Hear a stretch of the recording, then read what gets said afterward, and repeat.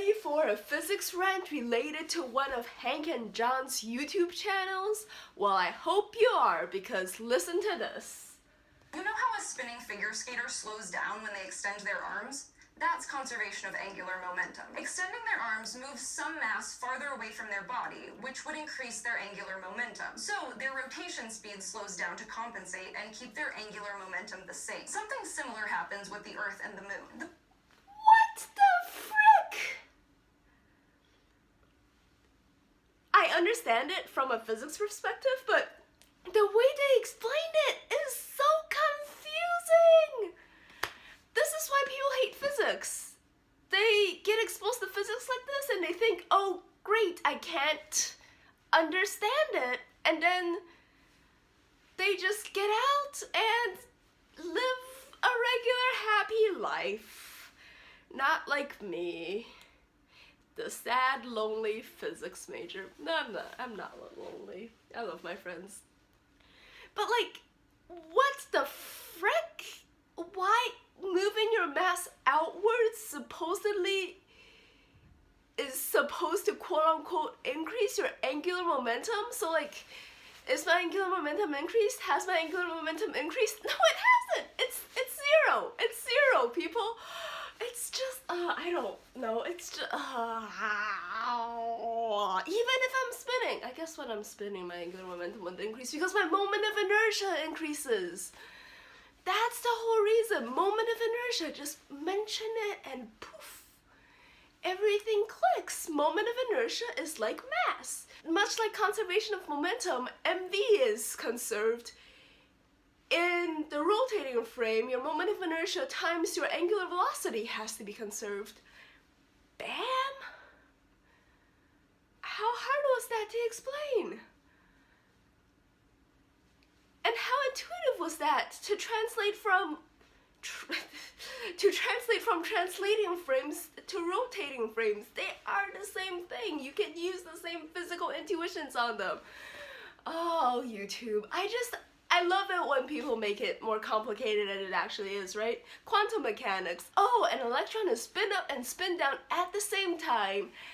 Try to wrap your head around that. You can't. Because I don't think anyone has wrapped their head around how could something be in two places at the same time? It doesn't. That's a surprise. It's like flipping a coin, you know? So if you use the quantum mechanics quote-unquote explanation on classical flipping a coin experiments, you'd be saying, oh, the coin is both heads and tails at the same time. Try to understand that, world. You can't.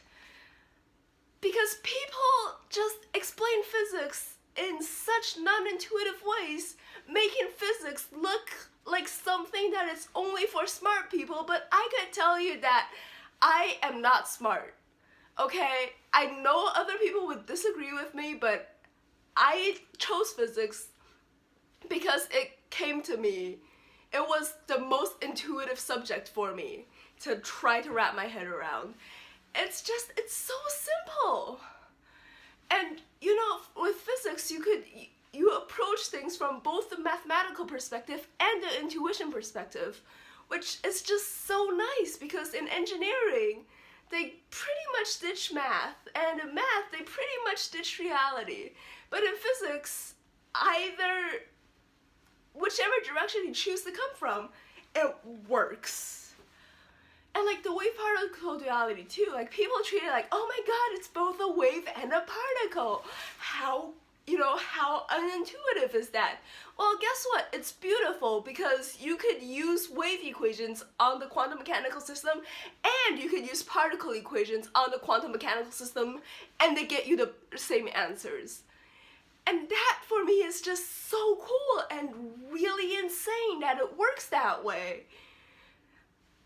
And it's beautiful. It's not both a particle and a wave. It's a quantum mechanical object that you can apply both sets of rules onto, which you can't do with classical particles and classical waves.